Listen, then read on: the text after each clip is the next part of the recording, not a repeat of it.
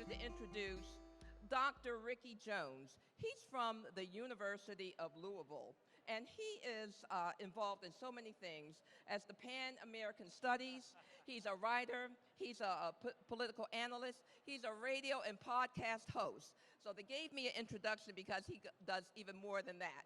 So Dr. Jones, welcome. Thank you so much. Yeah. Brother Dave. Good afternoon, everybody. Again, my name is Ricky L. Jones. I'm the Baldwin King Scholar in Residence for the Christina Lee Brown Environment Institute and Professor of Pan-African Studies at the University of Louisville. But we are not here for me today. We're here to talk about a fabulous book, The Vice President's Black Wife, which is set right here in Kentucky and is written by the Ruth N. Halls. I'm going to say professor. Some people will say associate professor. I'm saying professor of history and gender studies at Indiana University, right up the road in Bloomington. Dr. Amrita Chakabarti Myers coming to the stage at the Kentucky Book Festival. We are gonna, is it okay, Dr. Myers, if today, for a few minutes, we not be professors for a minute? Because professors are incredibly boring. And we do not want to bore you. So we'll take a little time to talk about this book because it's not a boring book. And try to get you into the book but not give too much away because there's so many questions that I have. But this is set right here in Kentucky, up the road in Scott County, what we now know as Georgetown, and the main characters are Richard Mentor Johnson, who becomes Vice President of the United States, in your words, from one of Kentucky's first families. Yes. And a woman that he sees. Is this on? It's on. The mic is on. He sees as his wife, Julia Chin. But before we get into that, can we start from like 10,000 feet? Sure. Since we're here in Kentucky. Now, we're both outsiders. You are Canadian. So born and raised. Are you here legally, first of all? We want to know that. I'm a dual citizen, Dr. Jones. And yes. I'm from American Wakanda, Atlanta. And so outsiders like us coming to Kentucky, even today, black-white race relations in Kentucky can be a little bit odd. So could you take us back to the early 19th century and talk about what slavery in Kentucky was like? Sure, and actually, Julia is born in the 1790s when Kentucky is going through, its frontier phase. And she is owned by Richard's parents, Robert and Jemima Suggett Johnson, who come out here from Virginia with that first wave of settlers to the then territory of Kentucky. And her mother, Henrietta, is owned by the senior Johnsons.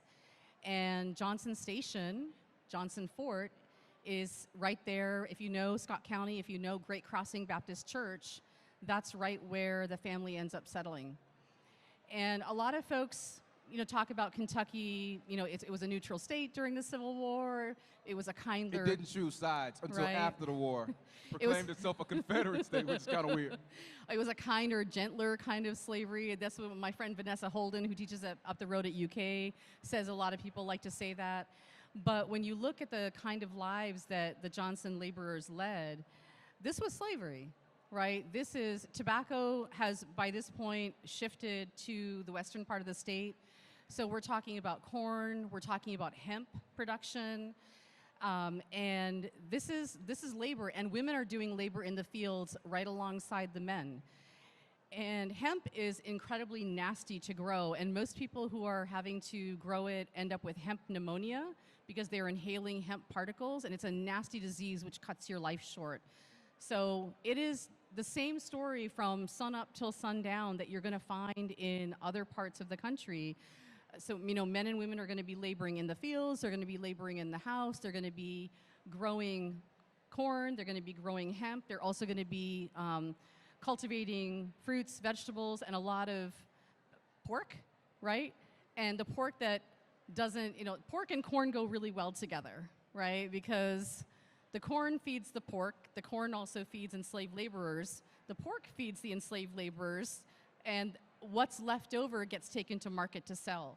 So people like Henrietta, Julia's mom, this is labor. The labor never ends. If they're not doing work in the house, they're doing work in the fields. And when they come home at night, they come home to small shotgun houses with one door, no windows, no floors. If there's a bed, if there's a couple of tables, a couple of chairs and a table, that's all you're going to get. So it is very similar. And in fact, slaves who give oral testimony to life in Kentucky talk about being underfed, being malnourished, right, to being children as young as 6 being disciplined, being beaten for not doing their work, because kids as young as 6 are going to be put to work in the fields, in the house. And Julia herself is actually going to be trained up as a domestic servant starting from the age of 6, taken away from her mom and put into the main house to start learning how to do work. So this is, when people talk about slavery in Kentucky being different, I often say, well, different from what? Because my first book was on South Carolina, and I'm finding the crops are different here, but it's not that the life of enslaved people is really all that different here. Yeah, I mean, and that's really important to me, to set the stage for the world in which Julia is born into, and the decisions she ends up making. So let's get into this movie. I read this like a movie, and I'm going to tell you, I've already cast the movie. You cast the movie? I've cast the movie. Matthew McConaughey as Richard Mentor Johnson, Megan Good as Julia Chen, and this is a fabulous thing in terribly slave-riddled Kentucky, where black people, like the rest of America, are seen as chattel. You have this heroic white man, a part of the 1%ers in Kentucky, one of the leading families, and he has been caught up in the ravages of love. He does not want to hide this black woman who he falls in love with.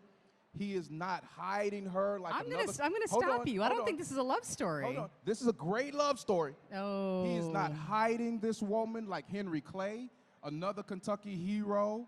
Henry Clay, who goes down in history, has been friendly to slaves, but he's a member of the ACS, wants to send free black people When away. Henry Clay gets caught with his black enslaved mistress by his wife. We're getting there. We're getting there. Right. But Richard Mentor Johnson, Matthew McConaughey, all right, refuses to hide this black woman who he loves. And they are fighting through Kentucky society every step of the way together. That's the story, right? I'm a historian. I do so. Is that not the story of Richard Mentor Johnson and Julia Chen? Are you finished? I'm finised. Is that an accurate portrayal? We've known each other a long time, so this is our rapport. You have to forgive us. I mean, we've been talking about my book for many, many years. This is not the story, and if Hollywood tried to pitch it that way, I would have a real problem, and you know that. This is not a love story, and and in fact, when I first started working on the book, people were like, in Kentucky, people were like, you know, he loved her, they were together for almost 25 years until she died, and I said, okay, I'm a historian. I'm an archival scholar. I do real research, right? It took me 12 years to research and write this book. And first of all, I know from the documents that were left behind that he definitely loved his daughters. He writes letters that make it clear that he loved his daughters. He grieved when the one daughter... Well, we're jumping ahead. No. There are 2 children, right? There's 2 daughters, right? There's 2 daughters, one of whom predeceases Richard, and when she dies, it's clear from the letters that he is grief-stricken. In terms of his relationship with Julia, I don't even profess to try to understand emotionality, right? And I don't write fiction. I know that he definitely trusted her because he was gone for 6 months every year living in Washington because he's a full-time politician. And he leaves her the keys to the plantation. He gives her access to lines of credit, bank accounts, cash. She is over the enslaved laborers. She's like over Choctaw Academy, the indigenous boarding school, federally funded boarding school that's on the property, right? So clearly, and he writes about the fact that, you know, Julia can handle everything. So clearly he has respect for her, he has trust for her. Is it love? I would never go that far, because what I would say to people who say that to me is, number one, if he loved her so much, why did he never free her? Because he never did. He made pathways to freedom for both their daughters, made sure that they were well educated, that they had property, land, enslaved laborers, cash, but he never made a way out for Julia. She lives and dies an enslaved woman, the property of Colonel Richard M. Johnson. We don't even know where she's buried. That is not how you treat someone that you love. And people say, well, they were together for almost a quarter century. I say, there are people today who stay married for 50 years. That doesn't mean that they love each other, let alone like each other. People stay together for all kinds of reasons. So this is not a love story. Okay, and I don't know how she felt about him, because she's 14, he's 30 when this relationship begins. She's a child by our standards today, and she's enslaved. Did she have the ability to say no? Did she have the ability to leave, take up a different husband or partner? She had limited options and choices, none of which were very good. She made the best of a terrible situation and said, what's going to get my descendants the most, the best? And what she's able to acquire is really for them. It's not so much for herself, but it's for them. A real education, money, freedom, privilege, all of the things that she never is able to actually acquire for herself. Love story? No. But it's about how much can a black woman do within the confines of slavery, not in a place like New Orleans or Charleston, which we are more familiar with in terms of these kinds of stories and relationships, but in rural Kentucky. So the Matthew McConaughey, Megan Good idea doesn't seem like it's going to work out cinematically as Richard Mentor Johnson, War of 1812 hero, state senator, congressman, senator, vice president, never hid his woman. History has a disturbing way, the truth has a disturbing way of intruding upon dreams. This is not critical race theory.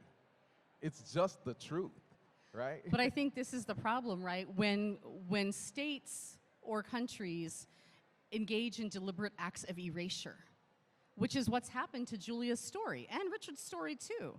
Everybody knows about Henry Clay. Nobody knows about Richard Johnson. Even people right here in Kentucky have not heard about Richard Johnson, and certainly not about Julia, because there have been deliberate attempts to erase Julia from the historical narrative, from American history, from American memory, even from the memory of her own descendants, because her life, her story, her legacy makes people uncomfortable. But what happens when we do that, when we literally whitewash history? Well, we're living the effects of that right now. You raise up generations of people who are ignorant of history, ignorant of the pain and suffering of indigenous people, African Americans, women, and of what they had to go through and endure to survive. Because this is a story of survival. We love stories of resistance and heroism, but I'm like, this is a story of survival. It's uncomfortable. We don't like stories that make us uncomfortable, but if we erase them, then we end up where we are today with people saying, well, of course, black people make up the majority of the prison population, and of course black people are impoverished, because they don't understand the previous struggles that created the structures of white supremacy that brought us to this place. And that's what Julia's story does, is it begins to unravel that and open it up for public consumption. We need her story for that reason. Amrita Chakabarti Myers making great points here. You're in the hotbed of politics and history here, right? Here in Kentucky. Civil War pops off even though Kentucky doesn't make a choice. Both the president of the Union and the president of the Confederacy, even though they make their political bones somewhere else, were actually born here in Kentucky. You bring up Henry Clay. Henry Clay is certainly lionized historically, but a lot of people don't know the complete history even of Henry Clay. No. You make a point in the book to say that no matter what his shortcomings were, Johnson certainly suffered to some degree because he did acknowledge his daughters, he acknowledged Julia Chin to some degree. Yes. Where Henry Clay was kind of creeping around with these swarthy women as well. Sure. But not really acknowledging it. Right. I mean, Henry Clay, I mean, to me, there's a reason why Ashland is vibrant, in existence, open for tours, open for wedding receptions, this beautiful facility with gorgeous gardens, $20 a head to get in, right? And Blue Spring Farm basically doesn't exist anymore. It's completely fallen into ruins. The main house is gone. The only two buildings left on the property is one of the Choctaw Academy dormitory buildings and one kitchen building that was probably, it was either a slave quarters building or a kitchen building, right? Everybody knows who Clay is. Most people have forgotten Johnson. And people say to me, oh, we never remember vice presidents. I said, well, why do we remember Henry Clay? He wasn't a president either, right? So here are two men who live up the road from each other, who are political contemporaries, but we remember Clay and we don't remember Johnson. We have Ashland, we don't have Blue Spring Farm. And to me, it's very simple. It's because Johnson had an unconventional life and an unconventional wife. It's just that simple. Ashland has been retained and maintained. Blue Spring hasn't. We literally don't even know where Julia Chin is buried. We've lost the vice president's wife. Would we have done that if she was white? Absolutely not. Richard is buried with a huge memorial in Frankfurt. We don't know where Julia or her younger daughter Adeline are buried. I'm positive it's on Blue Spring Farm, but we don't know where the actual physical graves are. This is what happens when, right, black women are involved in the story. It's, again, that physical erasure. Henry Clay has a white wife out front. He does what a lot of enslaved masters were doing. They have white wives out front, white children who live with them in the main house, and then they have these side families in the quarters. That's what Henry Clay does. And one day his wife comes down to the quarters and literally catches him in the act. In flagrante delicto, as they say. And she loses it. I have no idea what that means, but yeah, it sounds a little freaky. Well, it is. She catches him with this young lady, right, who takes care of the chickens and the fowls, hens on the property. And, you know, he is being rather more tender with this young lady than Mrs. Clay appreciated. And, of course, all hell breaks loose on the Clay plantation. And in order to keep the peace in his marriage and on the farm and in his family, what does Clay do? He sells his mistress and their biracial children downriver to Louisiana to hide the evidence, get rid of the family, and to keep his white wife happy. This is not the story at Blue Spring Farm. Johnson never has a white wife. He never marries a white woman. Not after Julia, and not before Julia, and not after Julia. And while Julia is alive, he is open about it. He doesn't creep around. He doesn't have the two lives. He openly refers to her as his bride, as his wife. She entertains former presidents. She entertains the Marquis de Lafayette. The girls play the piano for visiting politicians. This is not hidden. So it's not that, what's unusual is not that Richard Johnson is having sex with an enslaved woman on his plantation. What's unusual is the fact that he's not lying about it. And in fact, that's what will come back to bite him in the behind. Because newspaper editors are writing all kinds of mess about the family at Blue Spring Farm, and they're like, look, we could forgive this dude just about anything if only he had had the grace to just shut up and lie about it. Because everybody's doing it, but why he gotta talk about it all the time? Why he gotta put her out there up front and make everybody acknowledge her as his wife and acknowledge the daughters as his daughters? Why can't he just do what everybody else is doing and have two families? No, like Henry Clay, right? And I'm like, this is why we know all about Clay, and this is why we don't know about Johnson and Julia, because he was an embarrassment in his own time. And we want to leave this to you to read the book again, The Vice President's Black Wife, because there are certainly details in it. That sounds great.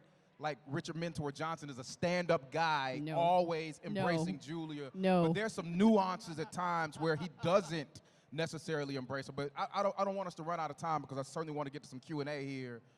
But this story really revolves around three places. There are three settings, right? Blue Spring Farm, Yes. Choctaw Academy, Great Crossing Baptist Church. Yes. Yeah. Let's talk about Choctaw Academy for a second, because you do a great job of kind of disturbing these bifurcated narratives about racial interaction, not just in Kentucky, but in America. Not just black and white, but Native American and white and Native American and black. Choctaw Academy, again, federally commissioned, federally funded. Richard Mentor Johnson wants it there for the money because he's not the best with money. But there's some very interesting dynamics going on with the Native Americans and the blacks, Native Americans who are coming from Choctaw families that own black slaves themselves. That, I think, is a shock to the system for some people. Talk about that a little bit. No, absolutely. I mean, so this is the first federally funded indigenous boarding school in the United States. And Richard uses his position, right, as a senator, congressman, to have it placed at Blue Spring in the 1820s. And it's because he's hoping that he can really milk this for financial gain, because the Choctaw elders are going to be sending money, the federal government is going to be sending money, and he's also going to use his enslaved laborers to help defray the expenses of running the school. It's a boarding school, so food, clothing, shelter, all of that has to be supplied by whom? He's going to use his enslaved laborers to do all of that work. So he's imagining, he's seeing dollar signs, right? Because he's from one of the first families of Virginia and then of Kentucky, but he's always skating on the fine line of bankruptcy because he loves to throw his cash around. He loves to entertain, throw big parties, food, drink, make loans to people all the time. So he's constantly going to court trying to recoup all of these, like the money that people owe him. So he lives large, right? But there's not a whole lot of money in the bank. Let's put it that way. So he's like, oh, this is going to help me like make a lot of cash. But what he doesn't sort of think through is the fact that all of these young men, right, that come to the boarding school, right, these are young men, teenage boys or older, who are from the leading families of the Choctaw Nation. The sons of elders, of chiefs of the Choctaw Nation. And the Choctaw Nation is a slaveholding nation, right? They have been infected, right, by white supremacy. And as a method of self-defense, hoping that they can hold on to their lands, hoping to prevent genocide and resettlement, they begin not only trading in African people, but holding African-descended people as slaves themselves, right? Like many other Native American tribes do, right? The Cherokee, right? The Chickasaw, others, they do the same thing, hoping that this will keep them alive and escape genocide and resettlement. It doesn't work. We know that with hindsight. But this is what they do. So what you have now is you have young boys from the age of 8 or 10 all the way up to 20-something coming to Blue Spring Farm to be boarding school students on a farm that's being run for 6 months of the year by whom? An enslaved black woman named Julia Chin. Julia, who is literate, who is beautifully dressed, and who has the keys to the farm and access to the lines of credit and the bank accounts.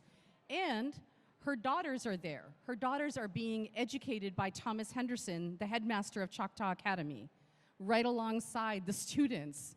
And her extended kin, her brothers, sisters and sister-in-laws, her nieces, they're all the domestic house staff. They are not like everybody else on the plantation. They're not like the field laborers, right? So these are folks who, Henderson who comes to the house every night to give lessons to Adeline and Imogene, their 2 daughters, but also to the nieces, the nephews, the house staff, who are all extended kinfolk of Julia. But this creates huge tensions on the plantation because the students have come from a place where they assume that there's a racial hierarchy that's been taught to them by white folks, by white supremacy, right? That black people are on the bottom, that enslaved people are on the bottom, and now they're supposed to all of a sudden be taking orders from black folks and black women in particular who are running things for 6 months every year, and it ends up causing huge problems. Although there are some allies and friendship relationships and even romantic relationships between students at Choctaw and enslaved laborers on the plantation, there are also there's a lot of violence. There's assaults, there's break-ins, there's the kinds of things you would expect teenage boys to engage in, where they break into the whiskey cellar and break out the booze.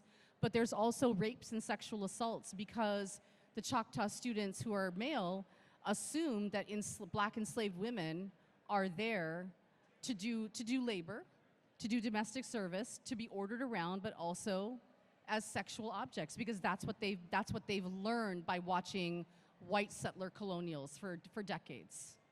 Yeah. Let's not give them too much, because there's a lot that goes down with Choctaw Academy with those students and the enslaved people. It's ugly. It's ugly. Blue Spring. So you got to buy the book to know that, because we're not going to tell you, and she's not allowing my movie to be made. Let's get into some troubling stuff, as if all this other stuff this isn't troubling enough. I had problems liking Julia Chin. This is a book that is going to actually trouble everybody of all different races. It's a very, very uncomfortable story. Yeah. Julia Chin makes some choices. Yes. And as a black person reading this book, I started to see her as this black woman who gets into a position of privilege. I had great sympathy and empathy for her as a child. But then she moves forward, and then it's like, I'm doing what's best for me and mine.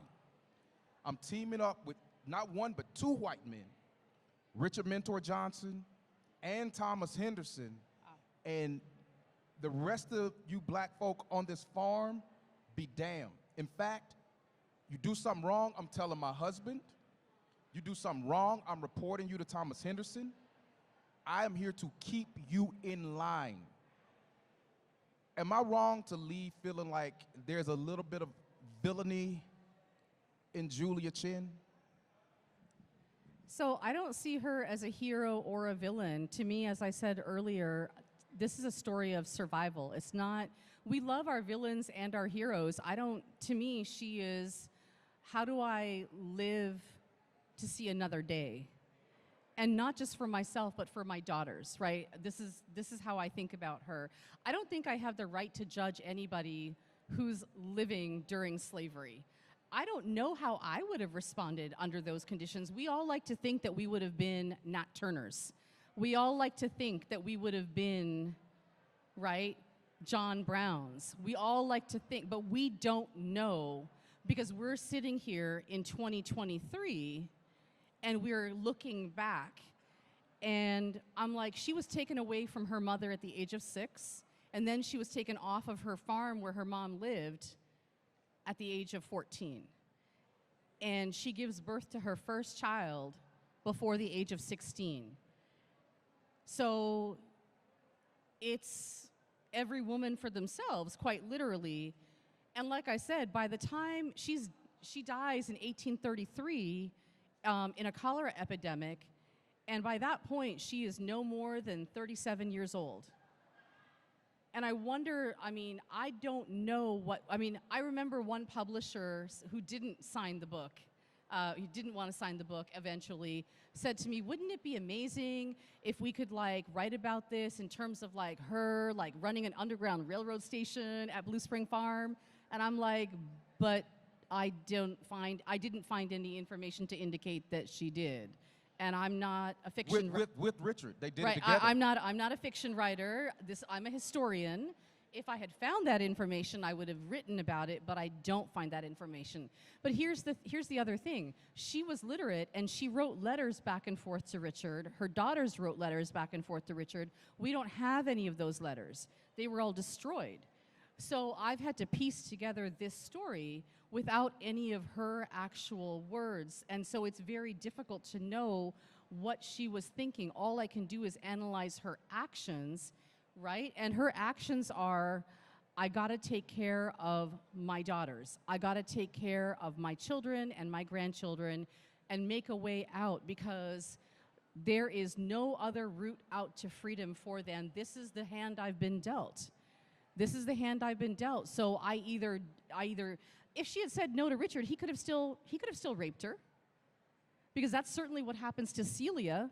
I talk about Celia in the book, who also was sold to a white man when she was 14 in the state of Missouri.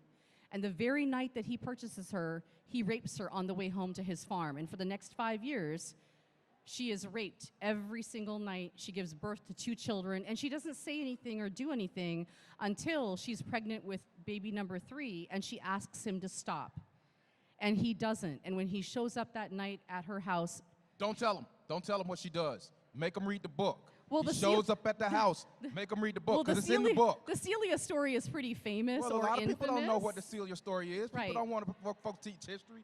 That story is in the book. You'll find out what happens to Celia's master when she told him to stop. He wouldn't stop. And then he shows up. And then he shows up. But don't tell. But Julia could have ended up the way Celia did, and Celia's end was not very good. Let me just put it to you that way.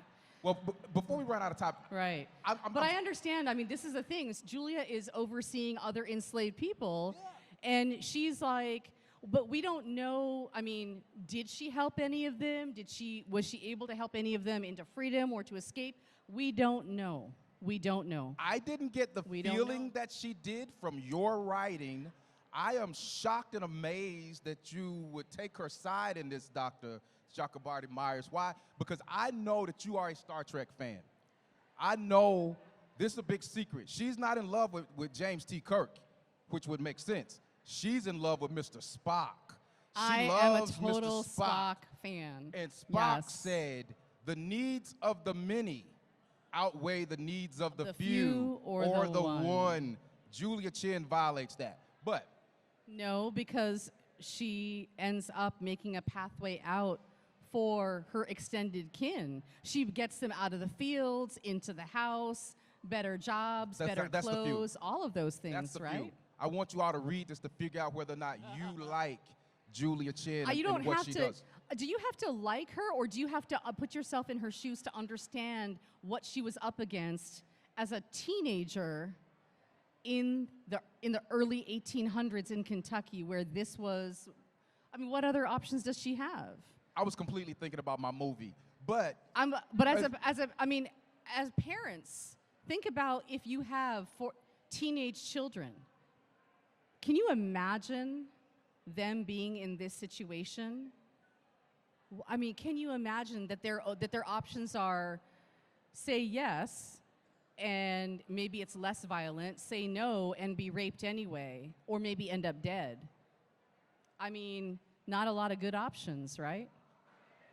Two more quick questions. One about slavery in general, because you brought this up. This is happening during the time of Gabriel Prosser, of Denmark Vesey, of Nat Turner, and yes, I would have been those dudes. You think you would have been? Oh, I know I would have. Again, I would like to think that I would have been too, but it's easy for me to say that sitting here today. As an expert in slavery in the South, and particularly Kentucky in this doesn't have to do particularly with Julie, because I asked her, I'm like, I just don't understand why the slaves didn't kill her and Thomas Henderson. Yeah. I don't understand that. He wrote me the other day, and he's like, I can't believe that the slaves on Blue Spring didn't just rise up and murder her and Henderson in their sleep. But in Kentucky, could you explain this to me? And maybe people like Henry Clay was right. Maybe slavery in Kentucky was so cool that the slaves didn't want to resist. Why don't we see the same types of conspiracies and uprisings on a mass level in Kentucky like we see in places like South Carolina and Virginia and Louisiana? Why don't we see that in Kentucky? But I mean, even the incidents that you're talking about, right? The Nat Turner, the Gabriel Prosser, the Denmark Vesey, they're not the majority. Right, of course. Right? And you're also talking about spaces that have much larger or even black majority populations. Kentucky is never that. And I think that demographics have a lot to do with it. I think that when you're looking at spaces like early Virginia, when you're looking at spaces like Louisiana, when you're looking at South Carolina, which is a black majority for a large portion of the 18th and even well into the 19th century, you're looking at spaces where black people actually have power of numbers, right? Denmark-Vesey, Charleston, where my first book is set in Charleston.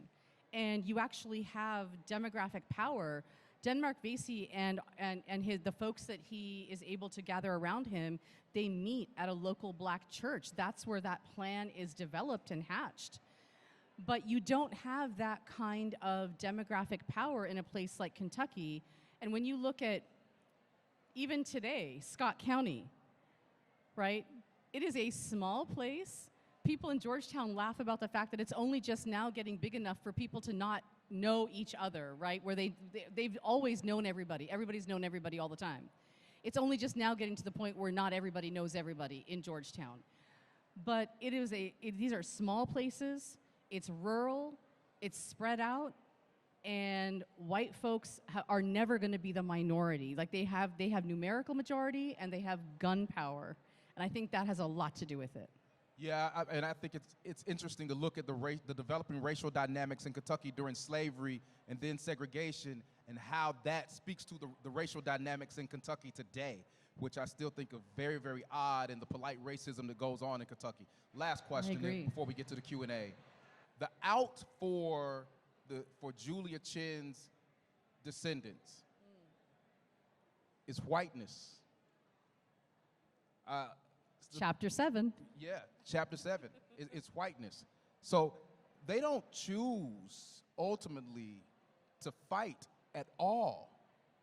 They choose to pass. Her daughters both marry white men.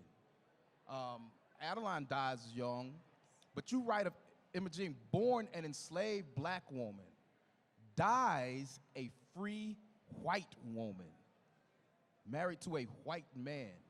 And eventually, all of this gets lost. I couldn't help but think about James Weldon Johnson's autobiography of an ex-colored man and the choices that are made. What's your take on that before we get to the audience with these burning questions like my brother Stephen Riley, I'm sure has? I cite Mess of Pottage in chapter 7. I know. I read the entire book. I know. Every word of it. Yeah. What you need to do, read the whole book to figure out how people escape into whiteness. And this is, I think, one of the most poignant sort of parts of the book for me. I had the privilege of meeting descendants of the family and interviewing them. And their stories are in the introduction as well as in the conclusion of the book. Some of those descendants are African American, and others are white and identify as white. But yes, so there's 2 daughters. Adeline dies very young. She leaves behind 1 son. Imogene lives to be a very, very old woman, has 6 children, never leaves Kentucky, never leaves Scott County. Lives on the farm, on the land that her dad gave her, just a stone's throw from Blue Spring. Richard arranges very good marriages for both of his daughters to local white men. So the white men, clearly they knew, that the women they were marrying had an enslaved black mother, right? This is not a lie. It's not hidden in any way, shape, or form. But he gives his daughters and his grandchildren land. He gives them cash. He gives them enslaved laborers. They become very, very wealthy, powerful women. Imogene, like I said, lives to be an elderly woman, lots of children, lots of grandchildren. And she doesn't move to California and change her name and start passing for white. That's not what happens. As early as 1850, the census records, the tax records, all the public records of Kentucky show that Imogene and her children and grandchildren are all living as white people openly in Kentucky, because the record books, if you were white, the column was left blank under race. If you were not, then it was filled in with B or FB or M for mulatto, right? It was simply left blank because they were living as and classified as and treated as white people. And then after the Civil War, they were labeled W, because then it's filled in after the war. The racial categories are filled in, and they are classified as white persons.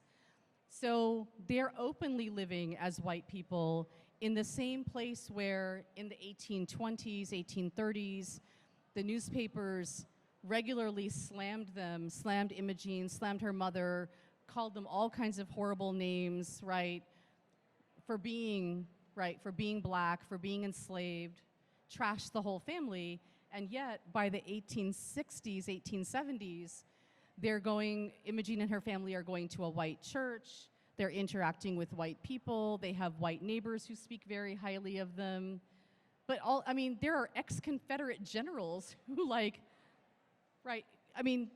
they know who they are, and it's during this is when the one drop rule is coming into existence. Segregation is on the rise, but it's like an open secret, and everybody just kind of accepts the family for who they are and says nothing about it. But eventually, within a few generations, the family will stop telling their children and grandchildren who they come from. Even though they're right there in Kentucky, they stop telling them who they come from, who they're descended from. And the story is lost, and it's not until the 1990s that descendants of the family will actually uncover and come to realize that they're descended from a vice president and his enslaved black wife. They've been living for almost 100 years under the assumption that they are, quote unquote, white people, or like whatever pure white means in a country that, if you've been here long enough and you go back far enough, as one person said to me, we're all mixed up together, right? But they had no idea that they traced back to black lineage at all because their family had just stopped talking about it. We got time for a few questions before we get out, 2 or 3. Absolutely. So for the next Let's one, take a couple questions. We would ask that you not make long speeches. Just Yeah. ask a quick question for Dr. Chakabarti Myers. That's right, and if you'll raise your hand, I'll bring the mic to you.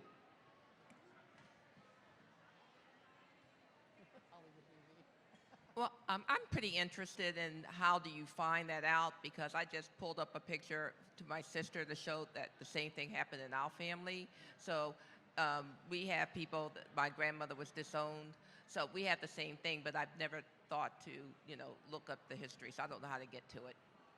Yeah, and that's one of my hopes, is that this book will actually encourage people to start doing more research, not only like in their own families, but just, somebody said to me, well, how many more women like this do you think there were? I said, I can't even begin to imagine, over 250 years of enslavement in this country, how many hundreds of thousands of women like Julia there were. The fact that we even know about her is because she was married to a politician who became a vice president. But so that's actually part of the thing that really hurts me, is that these stories have been erased, they've been hidden, and it's because there's shame on both sides, in a sense, and pain on both sides, right? The white folks didn't want to talk about it because they have to talk about the fact that their ancestors were enslavers and also of the sexual assault, right? But black folks don't want to talk about it either, because it's the pain of the fact that ancestors were raped, ancestors were abused. So nobody wants to talk about this, and so that's why people on both sides of the line stopped talking about it. One of the descendants talks about the fact that if you go to North Carolina, she's like, her ex-husband, they're like, oh, look, there's white graves on this side of the graveyard and black graves on this side of the graveyard. She goes, you can't tell me that there wasn't intermixture. She said, you just don't have the proof. She goes, you just don't know about it. But if you start, more and more people are getting ancestry tests done. They're finding long-lost cousins all over the country. They're doing the genealogical work in their county courthouses. That is where you need to go. And I know that we've got more Julias, more stories out there to find. And that's what we need to do. We need to tell these stories. Great. Terrific. Hey, oh, absolutely. Yeah. We have another question right here. Yes, just listening to you, it sounded like the Hemings family squabble with Thomas Jefferson. Did that influence you to go this route with this book? Because when I first heard about the Hemings issue and all the problems, I put it on my to-do list and went to Monticello just to see exactly what the Hemings family had written, the story that they had said that Jefferson had built a area right up from his bedroom where Sally Hemings could escape whenever she was in the bedroom because he had so many visitors. And the Historical Society said it wasn't true, and the Hemings family said it was. So when I went out there and was on tour, I saw it for myself, and it was roped off the stairways up, you know. So I was just wondering, did this influence you to dig into this story? So this is actually a very different story from the Jefferson Hemings one, because Jefferson never acknowledges Hemings or their children together at all. So unlike Thomas Jefferson, Johnson is very open about his relationship. Everybody wants to actually equate the two relationships, but they're very different from one another. And I talk about that in the book up front. There are some things that are perhaps similar, but Sally Hemings never entertains at Monticello. The children are never educated or acknowledged. And in fact, you know, Jefferson doesn't even free his children by Sally while he's alive. So that relationship was actually not necessarily a springboard for me to write this one. But after I started working on it, I of course integrated Annette Gordon Reed's work. She's really the Jefferson Hemings scholar. She's written 2 books on the family. I integrated her work and used it to really think through how to write about these kinds of relationships. Yeah.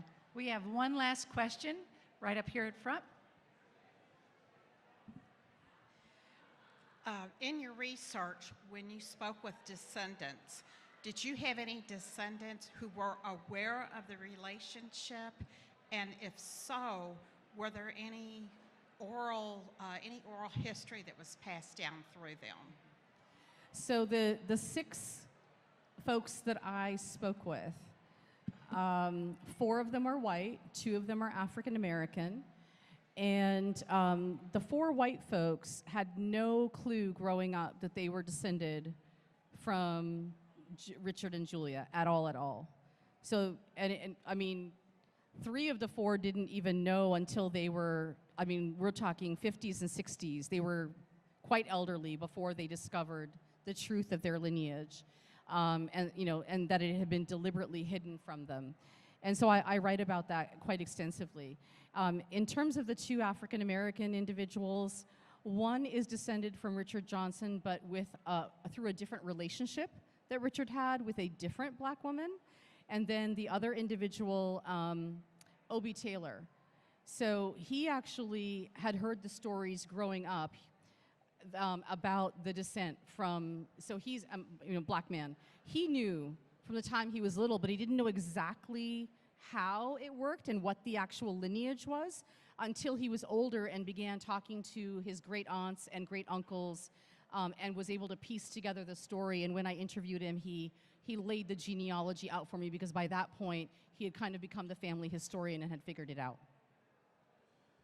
Outstanding. Thank you all for joining us. Thanks to the folks at Joseph Beth. This is a great festival put on by Joseph Beth Booksellers.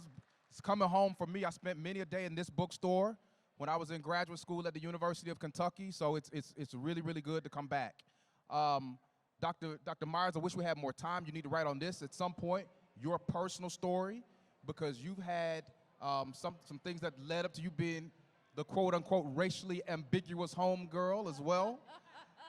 East Indian and Trinidadian black background, and some choices were made in your family. You all can ask her about that at the table when you go to buy your copy of the Vice President's Black Wife. I need to keep him around. He's like The good. Untold Life of Julia Chin, the Ruth N. Halls Professor of History and Gender Studies at IU, Dr. Amrita Chakabarti Myers. Thank you, Lexington. Thank you all so much for this. Thank you, Joseph Beth and the Kentucky Book Festival. It's an honor. And thank you, Dr. Jones.